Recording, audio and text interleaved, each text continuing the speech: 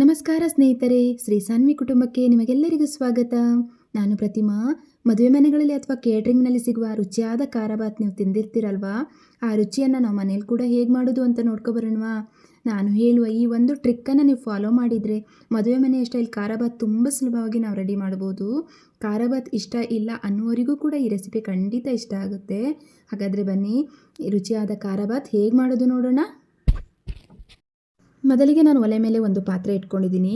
ಪಾತ್ರೆಗೆ 2 table spoon ಎಣ್ಣೆಯನ್ನು ಹಾಕ್ಕೊಳ್ಳುವ. ಎಣ್ಣೆ ಸ್ವಲ್ಪ ಬಿಸಿ ಆಗಬೇಕು. ಇವಾಗ ಎಣ್ಣೆ ಬಿಸಿಯಾಗಿದೆ. ನಾನು 1 ಟೇಬಲ್ ಸ್ಪೂನು ಸಾಸಿವೆ ಹಾಕ್ಕೊಳ್ತಾ ಇದ್ದೀನಿ, 1 ಸ್ಪೂನು ಉದ್ದಿನಬೇಳೆ, ಹಾಗೆ 1 ಸ್ಪೂನು ಕಡಲೆಬೇಳೆಯನ್ನು ಹಾಕ್ಕೊಳ್ತಾ ಇದ್ದೀನಿ. ಸ್ವಲ್ಪ ಇದು ಫ್ರೈ ಆಗಬೇಕು. ಹಾಗೆ 1 ಬ್ಯಾಡಗಿ ಮೆಣಸಿನ್ಕಾಯಿನ ಕಟ್ ಮಾಡಿ ಹಾಕ್ಕೊಂಡಿದ್ದೇನೆ. ನೀವು ಯಾವ ಮೆಣಸಿನ್ಕಾಯಿ ಇದೆ ಅದನ್ನು ಕೂಡ ಕಟ್ ಮಾಡಿ ಸೇರಿಸ್ಕೊಳ್ಳಿ. ಸ್ವಲ್ಪ ಕರಿಬೇವನ್ನು ಹಾಕ್ಕೊಳ್ಳುವ. ನಮ್ಮ ಉಪ್ಪಿಟ್ಟಿಗೆ ಒಗ್ಗರಣೆಯೇ ಚೆನ್ನಾಗಿ ಘಮ ಬರುವಂಥದ್ದು, ಹಾಗಾಗಿ ಚೆನ್ನಾಗಿ ಒಗ್ಗರಣೆಯನ್ನು ನಾವು ರೆಡಿ ಮಾಡಿಕೊಳ್ಬೇಕು.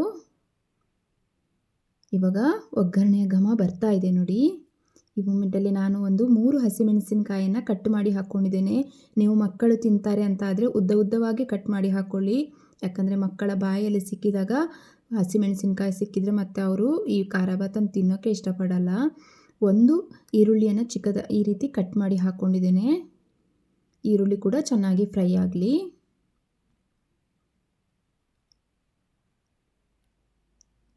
ನಾನೀಗ ಇಲ್ಲಿ ತರಕಾರಿಯನ್ನು ಸೇರಿಸ್ತಾ ಇದ್ದೇನೆ. ಒಂದು ಅರ್ಧ ಕಪ್ಪು ಕ್ಯಾರೆಟನ್ನು ಚಿಕ್ಕದಾಗಿ ಕಟ್ ಮಾಡಿಕೊಂಡಿದ್ದೇನೆ, ಅದನ್ನು ಕೂಡ ಹಾಕ್ಕೊಳ್ತಾ ಇದ್ದೇನೆ. ಹಾಗೆ 1 ಕಪ್ಪು ಬೀನ್ಸು, ಒಂದು ಅರ್ಧ ಕಪ್ಪು ಗಡ್ಡೆಕೋಸನ್ನು ಚಿಕ್ಕದಾಗಿ ಈ ರೀತಿ ಕಟ್ ಮಾಡ್ಕೊಂಡಿದ್ದೀನಿ. ಎಲ್ಲವನ್ನು ಹಾಕಿ ಚೆನ್ನಾಗಿ ಮಿಕ್ಸ್ ಮಾಡ್ಕೊಳ್ಳುವ. ಈ ಥರ ವೆಜಿಟೇಬಲ್ಸ್ ಹಾಕಿ ನಾವು ಮಾಡೋದ್ರಿಂದ ಖಾರ ಬಾತ್ ತುಂಬಾ ಟೇಸ್ಟಿಯಾಗಿ ಬರುತ್ತೆ, ತುಂಬಾ ಚೆನ್ನಾಗಿರುತ್ತೆ. ನಿಮಗೆ ಇಷ್ಟೊಂದು ವೆಜಿಟೇಬಲ್ಸ್ ಬೇಡ ಅಂತಂದರೆ ನೀವು ಕಡಿಮೆ ಕೂಡ ಹಾಕ್ಕೊಳ್ಬೋದು. ಇವಾಗ ನಾವು ಹಾಕಿರುವ ತರಕಾರಿಗಳೆಲ್ಲ ತುಂಬ ಚೆನ್ನಾಗಿ ಬಾಯ್ಲ್ ಆಗಬೇಕು. ಇದು ಎಣ್ಣೆಯಲ್ಲೇ ಬಾಯ್ಲ್ ಆಗಬೇಕು. ನಾವು ಯಾವುದೇ ರೀತಿ ನೀರನ್ನು ಸೇರಿಸೋದು ಬೇಡ. ಇವಾಗ ಇದಕ್ಕೆ ನಾನೊಂದು ಲಿಡ್ಡನ್ನು ಕ್ಲೋಸ್ ಮಾಡಿ ಸ್ವಲ್ಪ ಈ ತರಕಾರಿ ಬಾಯ್ಲ್ ಆಗಲಿಕ್ಕೆ ಬಿಡ್ತೇನೆ. ಇವಾಗ ಲಿಡ್ಡನ್ನು ತೆಗೆದು ನೋಡೋಣ. ಬಾಯ್ಲ್ ಆಗಿದೆ, ಚೆನ್ನಾಗಿ ತರಕಾರಿಗಳು ಬೆಂದಿದೆ ನೋಡಿ. ಬೇಗನೆ ಬೆಂದ್ಕೊಳ್ಳುತ್ತೆ, ಜಾಸ್ತಿ ಟೈಮ್ ಕೂಡ ತಗೊಳ್ಳೋದಿಲ್ಲ. ನಾವು ಚಿಕ್ಕದಾಗಿ ಪೀಸ್ ಹಾಕ್ಕೊಂಡಿದ್ದೀವಲ್ಲ, ಹಾಗಾಗಿ ಇಲ್ಲಿ ನಾನು 1 ಟೊಮೆಟೊವನ್ನು ಕಟ್ ಮಾಡಿ ಹಾಕ್ಕೊಂಡಿದ್ದೇನೆ. ಟೊಮೆಟೊವನ್ನು ಕೂಡ ಹಾಕಿ ನಾವು ಚೆನ್ನಾಗಿ ಇದನ್ನು ಫ್ರೈ ಮಾಡಿಕೊಳ್ಳುವ.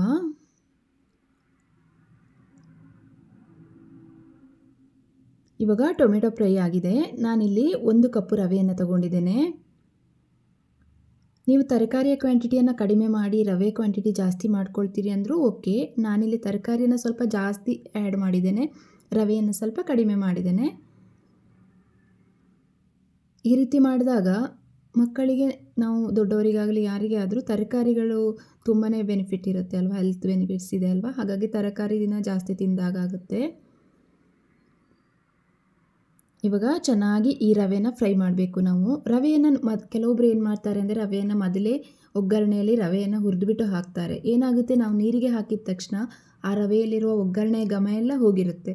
ಆವಾಗ ಖಾರ ಬಾತು ಅಷ್ಟು ಟೇಸ್ಟಿಯಾಗಿ ಬರಲ್ಲ.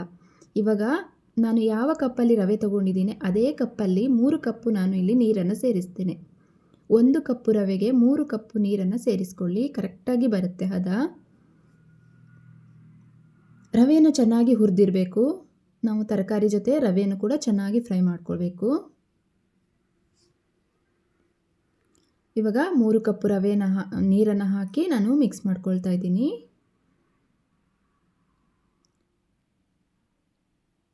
ಚೆನ್ನಾಗಿ ಇದು ಮಿಕ್ಸ್ ಆಗಲಿ. ಇಲ್ಲಿ ರುಚಿಗೆ ತಕ್ಕಷ್ಟು ಉಪ್ಪನ್ನು ನಾವು ಸೇರಿಸ್ಕೊಳ್ಳುವ. ಉಪ್ಪನ್ನು ನೋಡಿ ಹಾಕ್ಕೊಳ್ಳಿ ನಿಮ್ಮ ರುಚಿಗೆ ಅನುಗುಣವಾಗಿ. ಹಾಗೆ 1 ಕಪ್ಪು ಇಲ್ಲಿ ಹಸಿ ತೆಂಗಿನಕಾಯಿ ತುರಿಯನ್ನು ಹಾಕ್ಕೊಳ್ತಾ ಇದ್ದೇನೆ, ಅದಕ್ಕೆ ಕೂಡ ಹಾಕಿ ಚೆನ್ನಾಗಿ ಮಿಕ್ಸ್ ಮಾಡ್ಕೊಳ್ತಾ ಇದ್ದೀನಿ.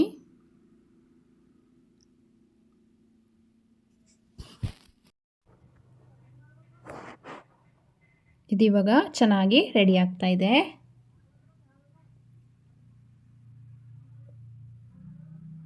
ಇವಾಗ ನಾನು ಒಂದು ಅರ್ಧ ಲಿಂಬೆ ಹಣ್ಣನ್ನು ಇದರ ಲಿಂಬೆಹಣ್ಣಿನ ರಸವನ್ನು ಇದರಲ್ಲಿ ಹಾಕ್ಕೊಳ್ತೇನೆ.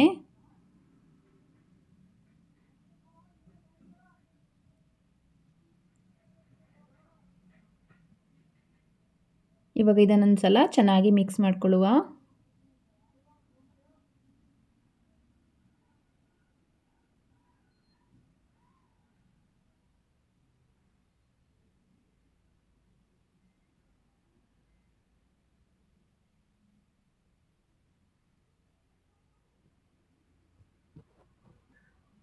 ಇದಕ್ಕೆ ಈಗ ಮೇಲ್ಗಡೆ ಸ್ವಲ್ಪ ಕೊತ್ತಂಬರಿ ಸೊಪ್ಪನ್ನು ಹಾಕ್ಕೊಳ್ಳುವ.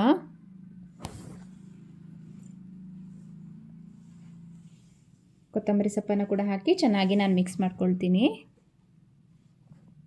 ಹಾಗೆ ಮೇಲ್ಗಡೆ 1 ಸ್ಪೂನು ತುಪ್ಪವನ್ನು ಹಾಕ್ಕೊಳ್ತೀನಿ.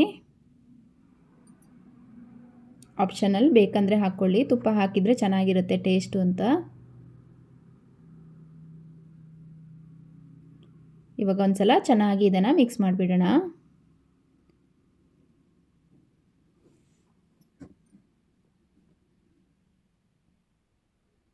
ಇವಾಗ ನಮ್ಮ ರುಚಿಯಾದ ಖಾರ ಬಾತ್ ರೆಡಿ ಆಯಿತು. ಎಲ್ಲರೂ ಕೂಡ ಇಷ್ಟಪಟ್ಕೊಂಡು ತಿನ್ನುವಂಥ ಈ ಖಾರ ಬಾತನ್ನು ಒಮ್ಮೆ ನೀವು ಕೂಡ ಮನೆಯಲ್ಲಿ ಮಾಡಿ ಹೇಗಿದೆ ಅಂತ ನನಗೆ ಕಮೆಂಟ್ ಬಾಕ್ಸಲ್ಲಿ ತಿಳಿಸಿ. ಹಾಗೆ ಈ ವಿಡಿಯೋ ನಿಮಗೆ ಇಷ್ಟ ಆದರೆ ಒಂದು ಲೈಕ್ ಮಾಡಿ, ಶೇರ್ ಮಾಡಿ, ಕಮೆಂಟ್ ಮಾಡಿ. ನಮ್ಮ ಚಾನಲನ್ನು ಸಬ್ಸ್ಕ್ರೈಬ್ ಮಾಡ್ಕೊಂಡು ನೋಡಿ. Thank you. Bye bye.